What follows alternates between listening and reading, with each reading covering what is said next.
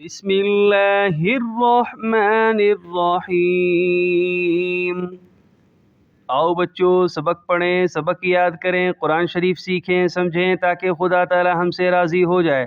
اور قرآن شریف کو سمجھنے کے لیے نورانی قاعدے کا سمجھنا بہت ضروری ہے۔ اسی لیے ہم پہلی تختی مکمل کر چکے ہیں، تختی نمبر 1 مفردات، دوسری تختی چل رہی ہے تو مرکبات، اس کے بھی 3 سبق ہو چکے ہیں، اب چوتھا سبق ہے۔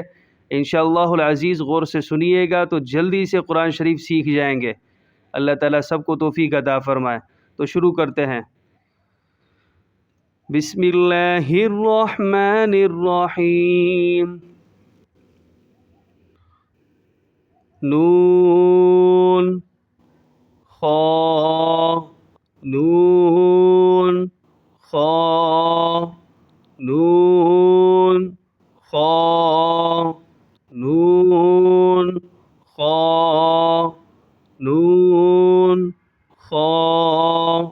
اب اس میں ذرا دیکھیں، غور کریں، ایک نقطہ یہ ہے، ایک نقطہ یہ ہے، یہ وائٹ والے کا ہے اور یہ ہرے والے کا ہے۔ تو یہ جو وائٹ والا ہے یہ نون ہے، یہ اوپر نقطہ ہم پڑھ چکے ہیں، ایک نقطہ اوپر ہوگا تو وہ نون ہوگا۔ جیسا کہ یہ دیکھیں، یہ بلیک میں یہ ایک نقطہ اوپر ہے تو یہ نون ہے، اسی طرح یہ بھی نون ہے۔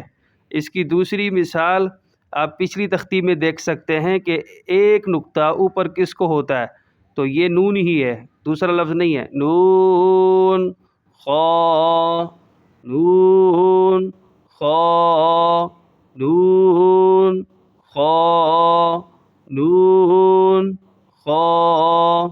آگے والا لفظ دیکھیں، یا حا یا حا یا حا یا حا یا حا یا حا۔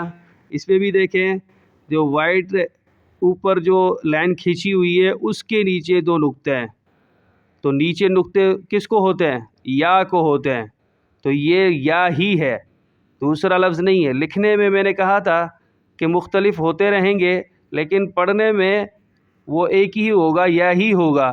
اب یہاں پر دیکھیں آگے والے لفظ کو، تو یہ نقطے نیچے 2 ہیں، صاف صاف نیچے 2 نقطے لکھے ہوئے ہیں، لائن اوپر نیچے نہیں ہے، تو یہ یا ہے، تو یہاں پر بھی یہ یا ہی ہوگا، دوسرا لفظ نہیں ہوگا۔ تو یا کے ساتھ یہ حا ہے، یہ وائٹ میں یا، بلیک میں حا۔ یا حا یا حا۔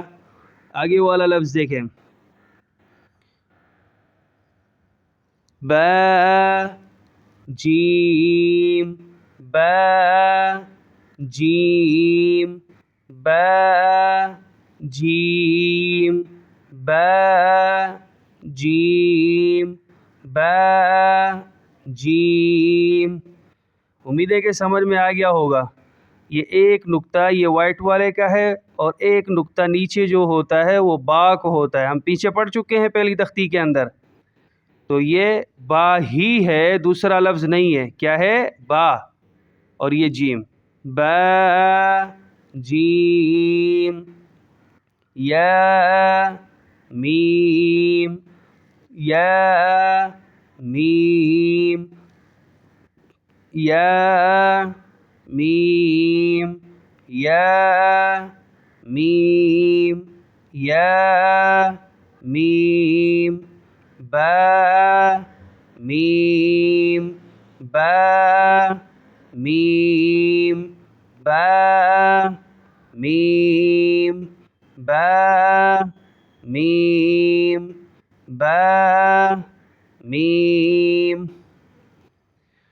نون میم نون میم نون میم نون میم تا میم تا میم تا میم ثا میم میم ثا میم ثا میم با یا با یا با یا با یا.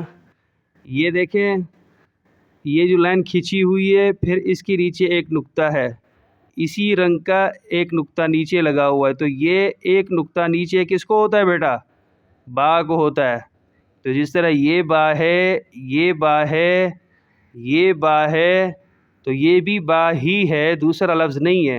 اور اس کے ساتھ یہ جو وائٹ میں یہ یا ہے، با یا یا یا یا یا یا یا یا یا یا. سمجھ آیا بیٹا؟ یہ بلیک میں لائن کھینچی ہوئی ہے، اس کے نیچے دو نقطے، دو نقطے نیچے کس کو ہوتے ہیں؟ یا کو. جیسے یہ دیکھیں دو نقطے نیچے ہیں، یہ بھی یا ہے، تو یہ بھی یا ہی ہوگا، دوسرا لفظ نہیں ہوگا. اور یہ والا وائٹ میں تو ویسے ہی یا ہے، یا یا یا میم با میم نون میم تا میم ثا میم با یا یا یا نون خا یا حا با جیم نون خا یا حا با جیم. آج کا سبق یہی ہے، ازبر طریقے سے یاد کریں، سمجھیں اس کو. اللہ جل شانہ جلدی سے آپ کو قرآن شریف سمجھنے والا بنائے. السلام علیکم.